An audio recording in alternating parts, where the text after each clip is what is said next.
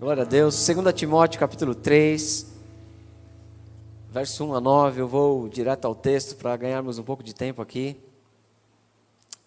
E vamos ver quanto nós conseguimos falar de algo que Deus colocou no meu coração. Eu quero falar o máximo possível. 2 Timóteo capítulo 3, verso 1 a 9.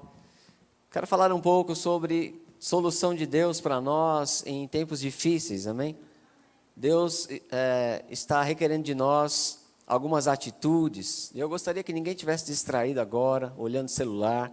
Se você ainda está olhando seu celular, você podia estar em casa, melhor. Mas se você quer ficar no culto, venha para o culto agora. Quem sabe a palavra ajude você um pouco, já que você não fez isso durante o louvor inteiro. Misericórdia, irmão, está desviado, amém? Deus tem misericórdia de você. Desliga o seu celular agora, presta atenção na palavra. Amém? Glória a Deus. E para você que já está fazendo isso, continua, tá bom? Veja, Deus requer coisas de nós. E há coisas que precisamos fazer, continuar fazendo. E a Bíblia fala de tempos difíceis.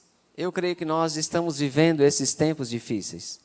Que nós estamos vivendo esses últimos dias, das últimas horas, amém?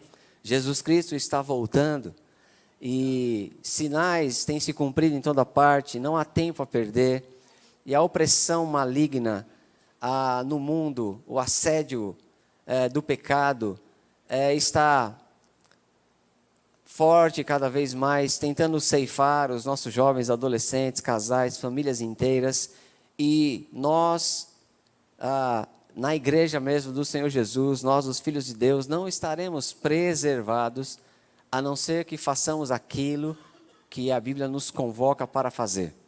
Nos últimos dias, temos grande responsabilidade. Nos últimos dias, vamos enfrentar mais oposição.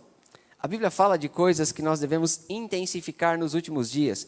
Por exemplo, Hebreus 10, 25 diz que nós não devemos deixar de congregar, ainda mais quando nós vemos que o dia se aproxima. O dia com D maiúsculo, o dia da volta do Senhor. Então, em outras palavras, ele está dizendo que quanto mais o dia do Senhor se aproxima, mais eu devo me aproximar de Deus. Amém? Você entende isso? Mais eu devo me aproximar. Não deixe de congregar, como é costume de alguns, quanto mais vezes que o dia com D maiúsculo se aproxima. O dia com D maiúsculo. O que é o dia com D maiúsculo? O dia da vinda do Senhor. Por que nós temos que nos aproximar mais de Deus? Esse dia ele é tão bom. Primeiro lugar, que nós precisamos estar com a nossa, como na parábola das 10 virgens, com a nossa lamparina cheia. Amém? Não podemos estar distraídos, desapercebidos. Nós temos que estar firmes, fervorosos de espírito. Então, quanto mais o dia se aproxima, mais devemos estar perto. Outra coisa que eu interpreto é que quanto mais o dia da vinda do Senhor, e esse é um dia bom para nós, amém? É um dia de alegria. Nós somos aqueles que amamos a vinda do Senhor. Você ama a vinda do Senhor? Vamos dizer juntos, Maranata? E essa expressão significa, ora vem, Senhor Jesus. Ele é o melhor que o melhor rei que a terra já conheceu. Ele é melhor que o melhor presidente que você pode eleger. Maranata, ora vem, Senhor Jesus. Esse dia é bom para nós, mas por que temos que nos aproximar mais de Deus quanto mais o dia se aproxima? Porque quanto mais o dia se aproxima, o príncipe desse século, Satanás, que já está julgado, sabe que lhe resta pouco tempo e ele não vai trabalhar menos, ele vai trabalhar mais, a pressão vai crescer mais. Mas há uma maneira de eu e você sermos preservados na salvação. Amém? Então esse texto, 2 Timóteo 3, 1 diz, sabe porém isso, nos últimos dias sobrevirão tempos difíceis. Veja essas expressões, últimos dias e tempos difíceis. Pois, você está comigo? 2 Timóteo 3, verso 1, 9, estou na revista atualizada, quero que você acompanhe. Nos últimos dias sobrevirão tempos difíceis, pois os homens, e aqui é homem e mulher, amém? Obviamente, pois os homens serão egoístas, avarentos, jactanciosos, arrogantes, jactanciosos é orgulhosos, arrogantes, blasfemadores, desobedientes aos pais, ingratos, irreverentes, desafeiçoados, implacáveis, caluniadores, sem domínio de si, cruéis, inimigos do bem, traidores, atrevidos, enfatuados, mais amigos dos prazeres que amigo de Deus, tendo forma de piedade, negando-lhe, entretanto, o poder, foge também destes. Veja que lista terrível de coisas, e não é isso que temos visto nos últimos dias? Cada vez mais estamos vendo homens egoístas, avarentos, orgulhosos, arrogantes, blasfemadores, desobedientes aos pais, ingratos, irreverentes, desafeiçoados, implacáveis, caluniadores, sem domínio de si, cruéis, inimigos do bem, traidores, atrevidos, enfatuados, mais amigos dos prazeres do que de Deus. Cada vez mais temos visto isso na mídia, na sociedade. Eles estão jogando o atrevimento e todo desvio na nossa cara cada vez mais, porque isso está aumentando. Aquilo que era escondido está público. Aquilo que era motivo de vergonha, de fazer apenas de uma forma bem oculta, agora está querendo vir e ser colocado como uma coisa normal. Aquilo que era oculto, agora estão querendo tornar obrigatório. Para todo mundo fazer igual, porque nos últimos dias sobrevirão tempos difíceis. Homens amantes de si mesmo. Ele diz também aqui no verso 5, tendo forma de piedade, negando-lhe, entretanto, o poder, foge também desses. Quer dizer, muitas vezes vamos ter até isso tentando, dentro da igreja, tentando entrar, pessoas que têm aparência de que está fazendo tudo certo, mas não estão assim. E sabe, a prostituição não é a única coisa que você tem que fugir, você tem que fugir dessas pessoas, mas isso não é não amar as pessoas, isso é fugir dessa atitude, isso é não ser como eles. Esse fugir não é que você não vai pregar, não vai amar eles, mas você tem que fugir desse comportamento. Foge também desses, você está entendendo isso?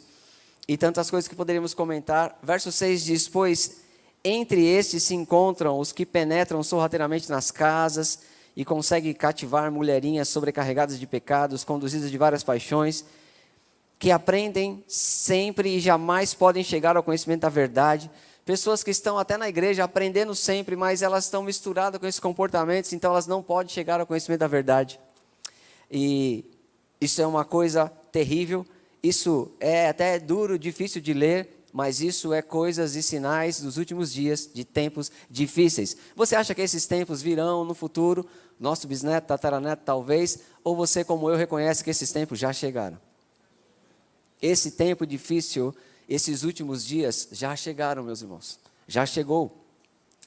E ele continua falando no verso 8, e de modo, porque Janes e Jambres resistiram a Moisés, também esses resistem à verdade. São homens de todo corrompidos na mente, réprobos quanto à fé, reprovados na fé. Veja, corrompidos na mentalidade, e eles estão resistindo à verdade. No verso 9, eles todavia não irão avante, porque a sua insensatez será a todos evidente, como também aconteceu com aqueles. Glória a Deus. E no verso 10, então a Bíblia começa a tratar conosco, amém? E aqui, aquilo que Paulo falou para Timóteo, eu quero aplicar de uma forma prática, falando para você, para a nossa igreja, para a nossa vida, amém?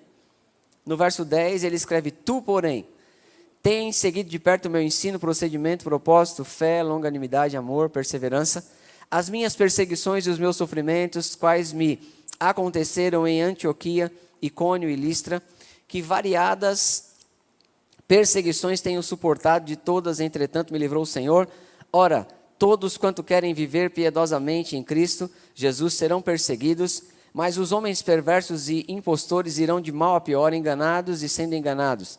E essa perseguição não é que você necessariamente vai passar por uma coisa da qual Cristo já te livrou, como doença, enfermidade, mas é que por ser da verdade, por resistir o mal, por ser diferente, você vai sofrer perseguição.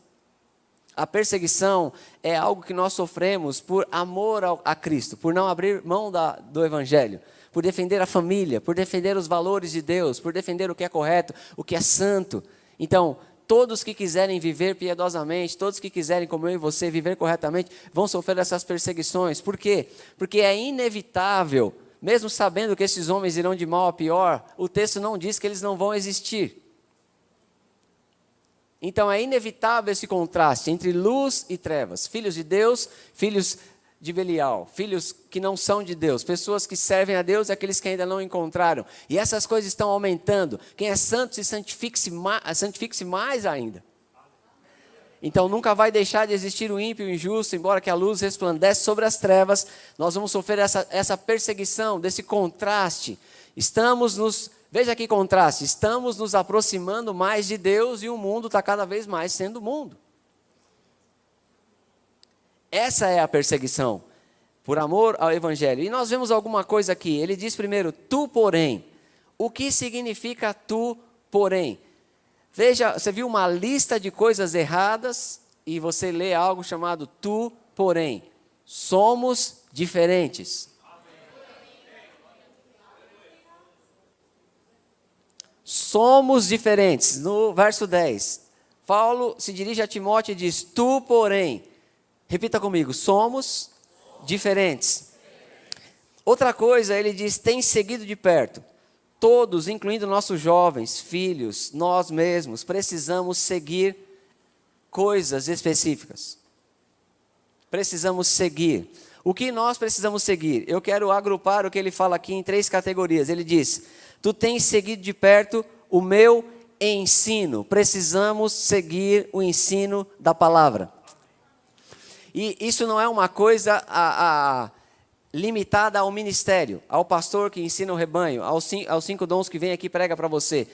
Cada lar, cada pessoa, cada família, cada pai, cada mãe deve ser apto para ensinar a doutrina.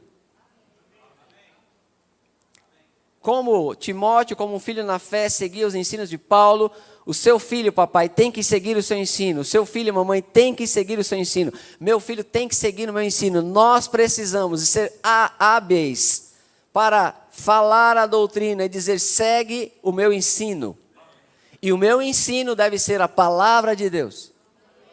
Então, a primeira coisa que nós precisamos seguir, que nós precisamos fazer seguidores, é o ensino. Diga o ensino. Diga, eu posso ensinar.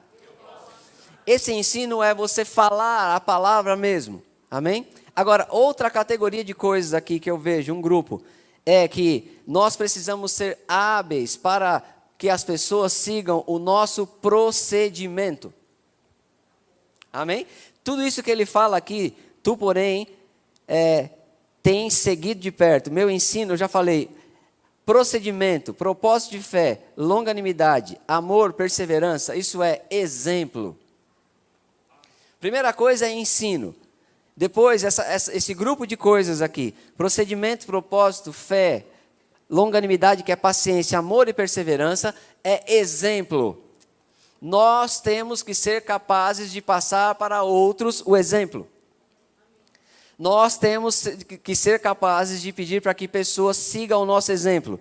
Você tem que dizer, como Paulo disse, sede meus imitadores como eu sou de Cristo.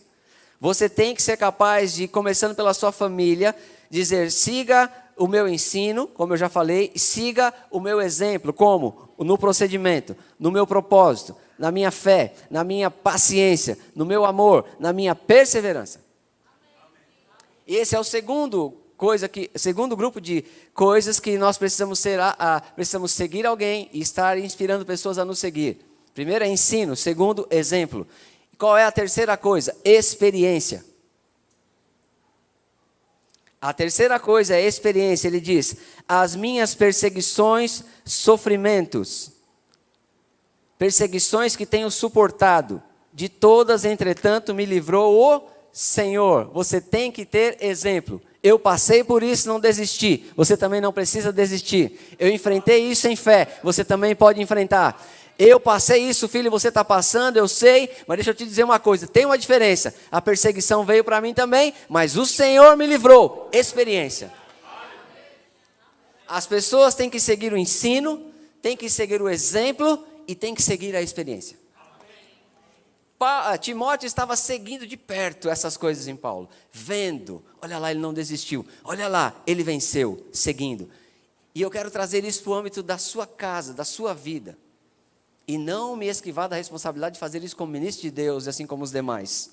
Mas nós temos que trazer isso, irmãos, para mais perto, para próximo, para a nossa casa.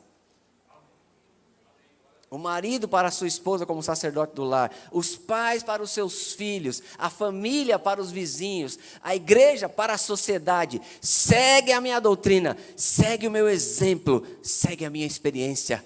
Quando alguém chegar desanimado, aflito, desamparado por causa de coisas que eles estão envolvidos e estão nesse grupo de pessoas, você vai falar a palavra de Deus e você vai falar experiência, porque há uma diferença entre luz e trevas, há uma diferença entre o que serve e o que não serve. Você vai dizer, olha, eu sei o que é isso, eu também passei, mas o Senhor me livrou. Aleluia. Glória a Deus, aleluia, aleluia. Você pode repetir comigo, ensino. Diga doutrina. Exemplo, experiência. Aleluia. Sabe, o seu filho, você já teve a idade do seu filho, o seu filho nunca teve a sua idade. Você tem mais experiência do que você imagina para ajudá-los. Você já teve a idade do seu filho, ele nunca teve a sua. Se você encontra pessoas que caminham na fé, você deve valorizar a experiência deles. A sabedoria de um homem não vem por causa da idade. Isso falando do âmbito natural. Ele pode ter adquirido ou não sabedoria com a idade. Mas quando você encontra um ancião na igreja, um homem que anda com Deus durante muitos anos, meu irmão, você tem que reverenciar. Você tem que aprender com ele. Porque certamente ele se tornou mais sábio. E envelhecer, de qualquer maneira, não significa ficar sábio. Mas envelhecer, caminhar com Deus, dia após dia, culto após culto, ano após ano. A Bíblia diz na lei, diante das cãs, cabelos brancos, se prostrará. Precisamos aprender com os mais velhos. Seguir a doutrina, seguir o exemplo, seguir a experiência. Aleluia. Então, são coisas que eu e você somos chamados para... Veja, esse tu, porém, somos diferentes, não é apenas vir na igreja. A diferença está em você fazer essas coisas. E depois, no verso 14, nós temos mais uma vez tu, porém. E mais um grupo de coisas aqui. E vamos começar a encerrar com isso. Diz assim, tu, porém, permanece naquilo que aprendeste. Eu estou no verso 14 agora. Tu, porém, permanece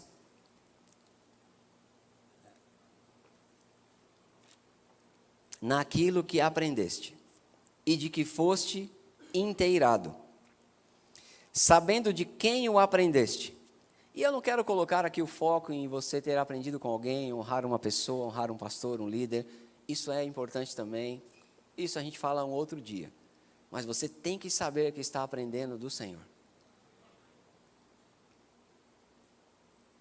Amém? Então ele diz, tu porém, mais uma vez, diga comigo, somos diferentes.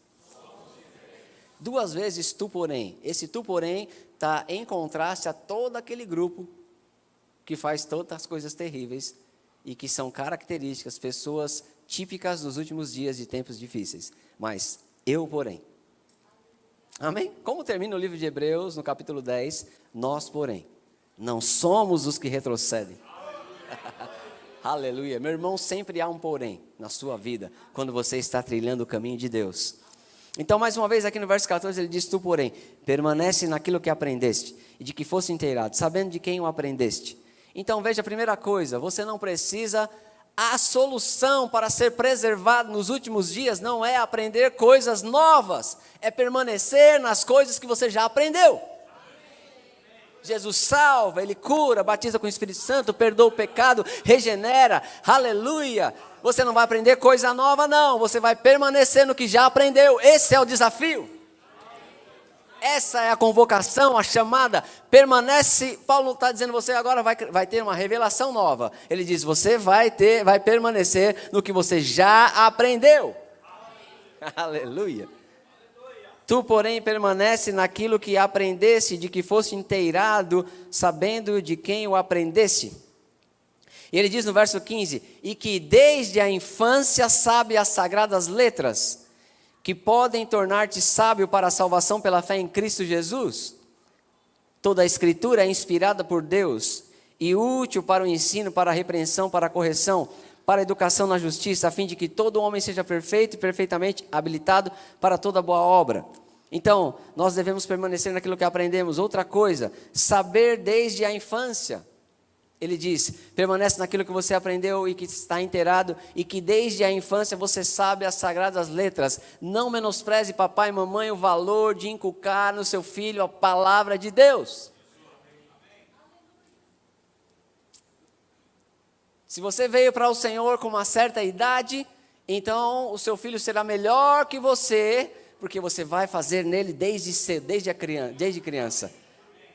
E não dá para comparar a experiência de quem aprende desde cedo. Mas não tem problema se você começou tarde no Evangelho, então faça desse começo o seu novo começo, e desse amanhecer o seu novo dia, e caminhe com Deus, porque você não pode mudar o passado, mas pode construir um novo futuro. Agora, o fato é que nós precisamos assumir responsabilidade. Veja que Paulo diz a Timóteo, desde a infância sabe as sagradas letras. Então, isso é uma coisa boa, é uma coisa que tem que ser valorizada. Isso não pode ficar nas mãos das professoras da escola, do departamento infantil. Tem que ser trazido para a nossa casa. Amém? E graças a Deus, eu creio que você está fazendo isso. Mas veja, precisamos ensinar nossos filhos. Agora, no verso 16, meus irmãos, que coisa maravilhosa. Quando você lê os primeiros versos desse capítulo, não é assustador saber que os homens são daquele jeito nos últimos dias? Qual é o remédio? O grande segredo, a grande solução, a única solução, a única coisa capaz de preservar você na salvação nos últimos dias é toda a Escritura. Aleluia. É a palavra de Deus, irmão. Toda a Escritura é inspirada por Deus e útil, para quê? Para ensinar. Para quê? Para repreender. Para quê? Para corrigir. Olha aí, Deus ele não vai te corrigir com doença, com enfermidade, Ele te corrige na palavra. Você não precisa corrigir o filho com violência, você corrige na palavra. A Bíblia fala da vara da correção, que por um tempo é um símbolo, enquanto o seu filho não sabe falar, mas quando ele sabe falar e sabe ouvir, fale a palavra. Porque se você coloca a palavra na sua casa, ela tem poder, ela gera vida, ela transforma o ambiente, ela muda a mentalidade.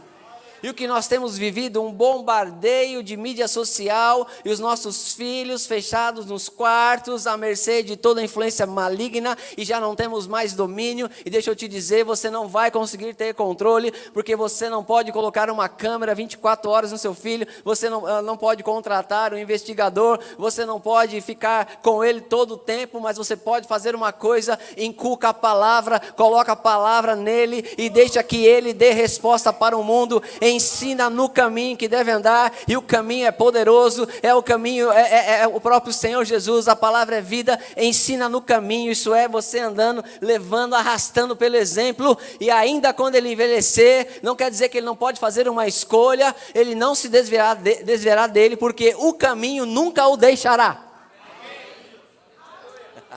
Eu vou repetir, você ensina o seu filho no caminho em que deve andar. É a única coisa que podemos fazer. Você não pode, papai, vigiar mais 100%.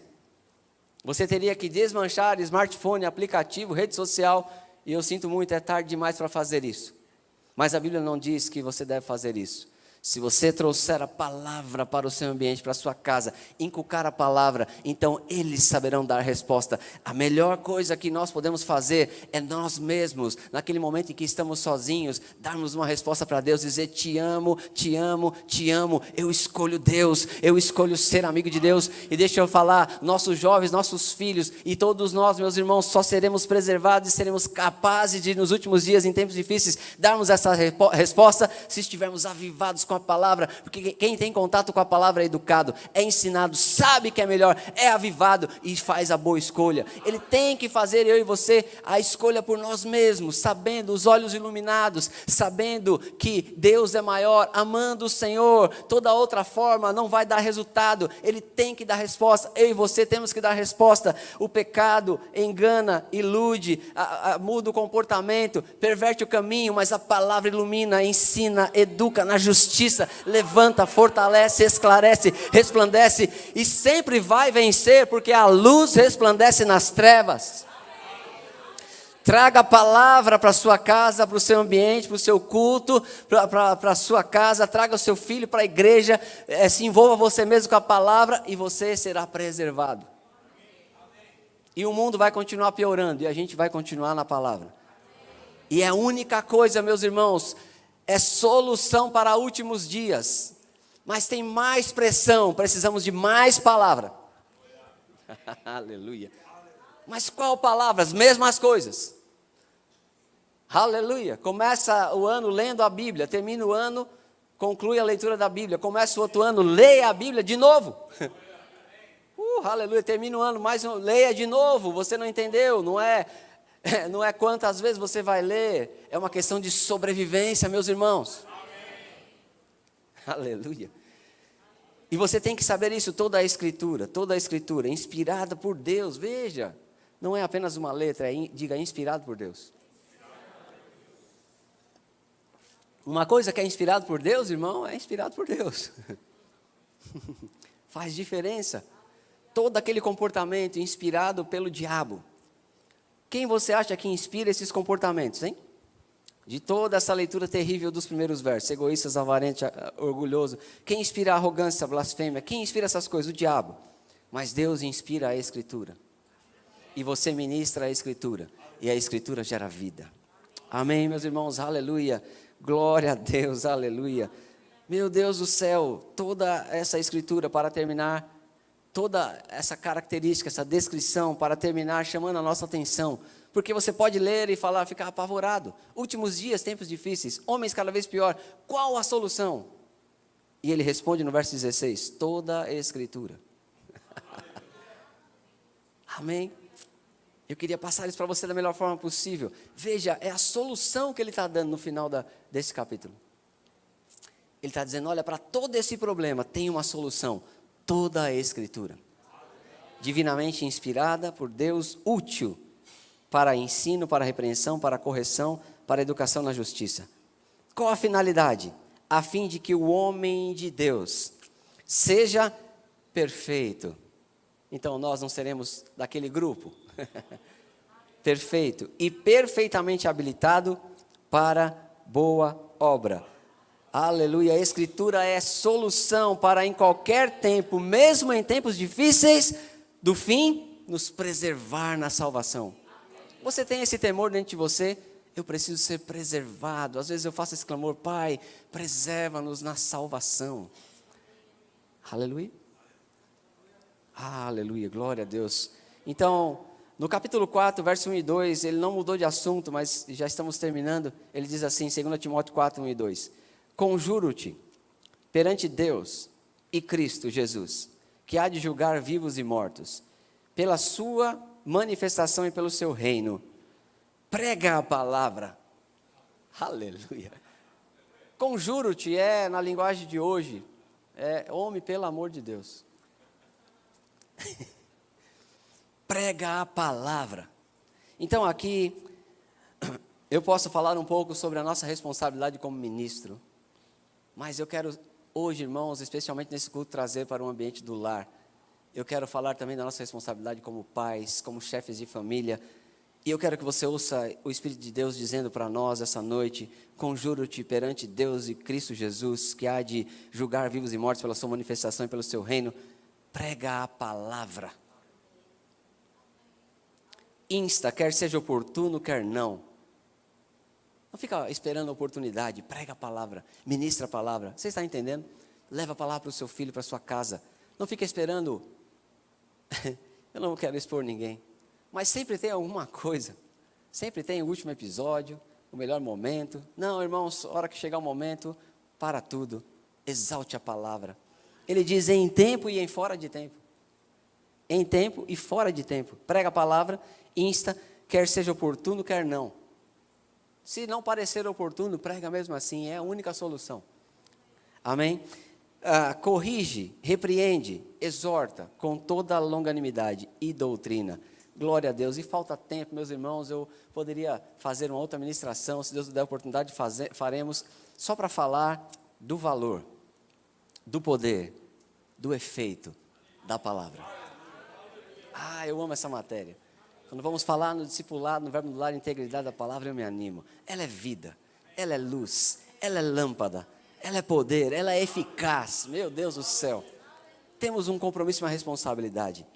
E enquanto o grupo de música vem aqui, eu gostaria que o Alex cantasse essa música, Te Amo, se ele assim concordar. Eu quero fazer uma aplicação prática aqui, quero que minha esposa traga esse livro. Eu quero incentivar você. Eu vou abrir meu coração para você. Todos nós podemos fazer mais, amém? Eu também. Tem 3 dias, portanto, que eu vou falar aqui, eu não sou exemplo ainda. Daqui 1 ano, eu posso falar que eu sou exemplo nisso. Mas eu estou começando algo que eu quero que você comece também. Assim como você, eu sinto urgência de melhorar. Eu gostaria muito, é uma santa convocação para esta igreja. É um santo pronunciamento para esse tempo do fim. Você verá os nossos ministros falar mais isso aqui nos próximos cultos. Vamos dar exemplos para vocês. Eu estou incentivando você, a partir de hoje, comece a fazer na sua casa o culto doméstico. Pastor, quando vai ser? Vai ser terça, vai ser quarta, vai ser quinta? Não, filho, vai ser todo dia.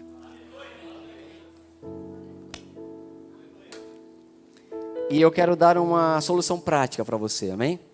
Eu comecei há 3 dias com a minha família.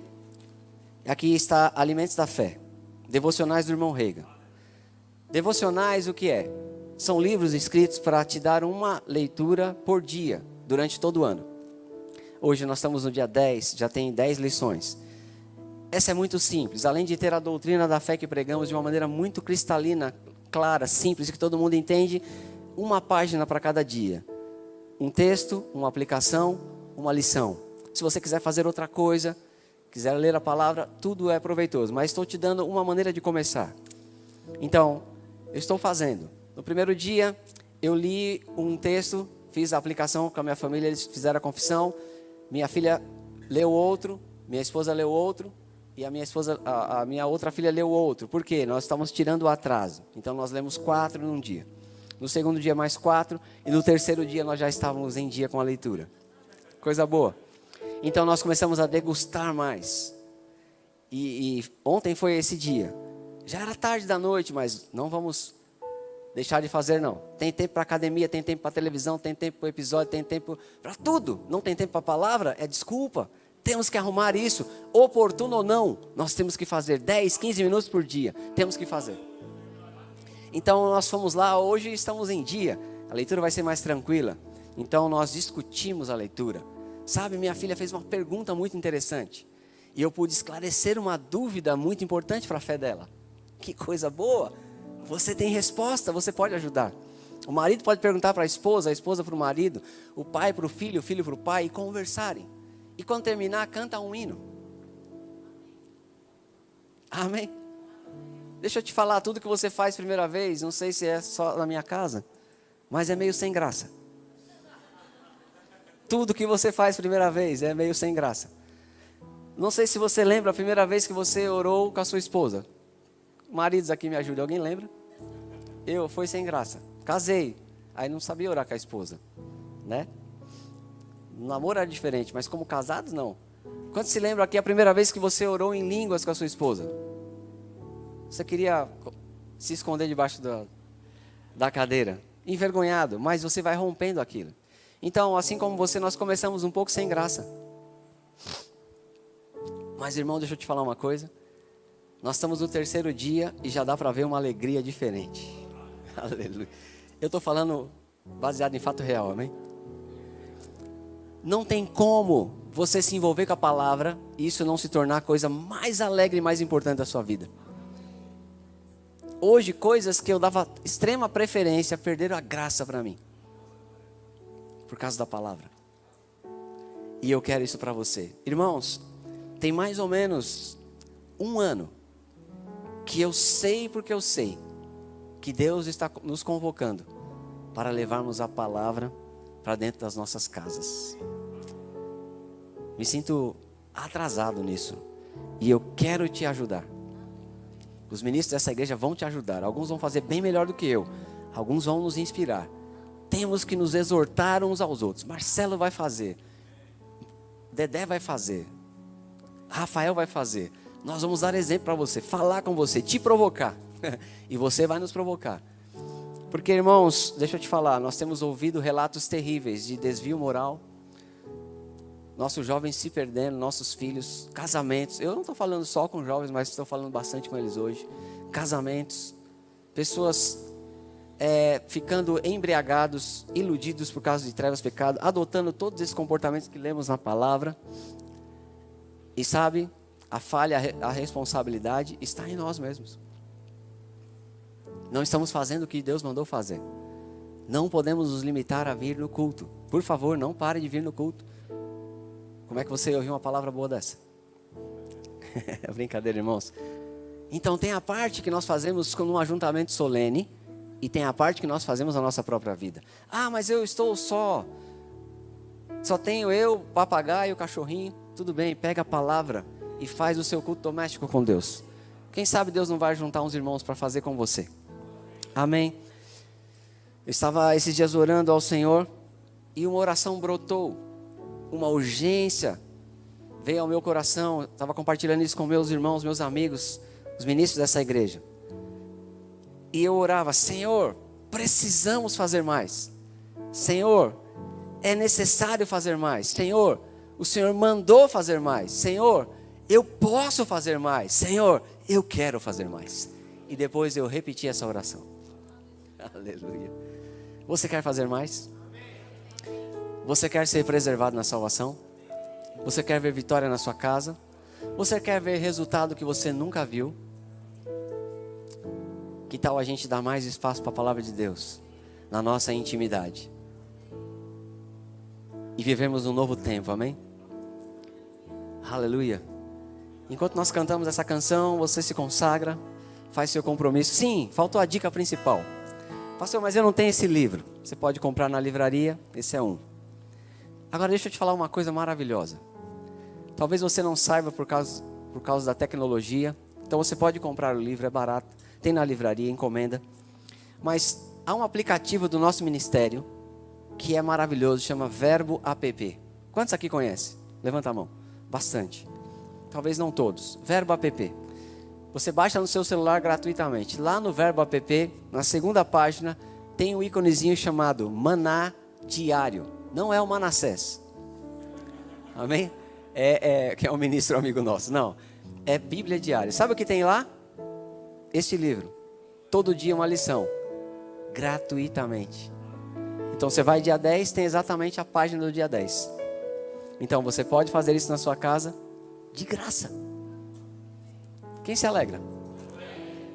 Aleluia. Glória a Deus. Pai, que o Senhor nos dê graça e sabedoria para praticar a Tua palavra. Que o Senhor nos dê graça e sabedoria para abrirmos espaço para o culto doméstico, Pai. Esse é o nome do nosso projeto, amém? Culto doméstico. Essa é a consciência com que você vai ministrar a palavra. Não importa qual o problema que seu filho está passando, sua casa, sua filha, seu primo, sua mulher, sua esposa, seu parente, sua avó, sua mãe, no ambiente da sua casa, não importa qual é o problema que está lá. Comece o culto doméstico, lendo uma devocional, adorando a Deus, fazendo uma oração e fazendo coisas que nós vamos inspirar você a fazer, coisas que o Espírito de Deus te leva a fazer. E tenha um pensamento. Enquanto você estiver ministrando a palavra, pensando naquela situação, pode ser que você comece meio sem graça e com um pouco de dificuldade, mas tenha um pensamento frente a esse problema que você vai enfrentar agora da melhor maneira, ministrando a palavra. Eu quero que você tenha um pensamento. Esse vai ser o nosso jargão, a nossa hashtag, como diz os jovens. Diga assim: a luz resplandece nas trevas. Aleluia! Olá, que bom que você assistiu a essa ministração.